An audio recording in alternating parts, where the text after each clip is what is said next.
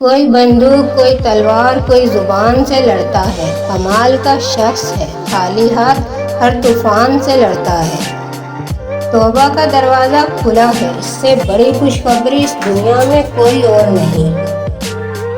لوگ صرف خود کے سگے ہوتے ہیں، آپ ساری عمر کسی کے خیر خواہ ہو جائیں، بس ذرا سی غلط فہمی، بدگمانی کی دیر ہے، آپ کی بھلائی، آپ کے خلوص سمیت آپ کے منہ پر مار دی جائے گی۔ ہم کسی کے دل میں جھانک نہیں سکتے، جان نہیں سکتے کہ کون ہمارے ساتھ کتنا مخلص ہے، لیکن وقت اور رویے جلدی احساس دلا دیتے ہیں۔ کہاں اب دعاؤں کی برکتیں، وہ نصیحتیں، وہ ہدایتیں، یہ مطالبوں کا خلوص ہے، یہ ضرورتوں کا سلام ہے۔ ایک نوجوان بیٹی نے اپنے والد سے پوچھا، ابا جان، میں بدن کے کتنے حصے کا پردہ کروں اور کتنا حصہ کھلا چھوڑوں؟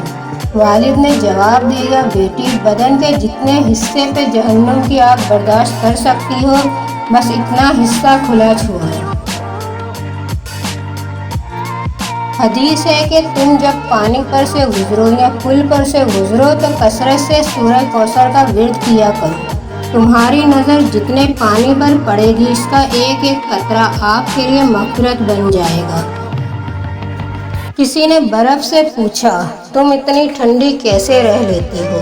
برف نے جواب دیا، میرا ماضی بھی پانی اور مستقبل بھی پانی، تو غرور کس بات کا؟ اسی طرح انسان کا ماضی بھی مٹی اور مستقبل بھی مٹی، تو غرور کس بات کا؟ جو مل رہا ہے وہی تمہارے لیے بہتر ہے، تم نہیں جانتے مگر دینے والا جانتا ہے۔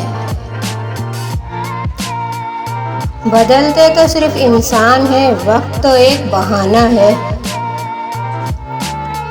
غربت کے بغیر دنیا کی کسی محبت کا کوئی وجود نہیں ہے۔ اللہ حافظ۔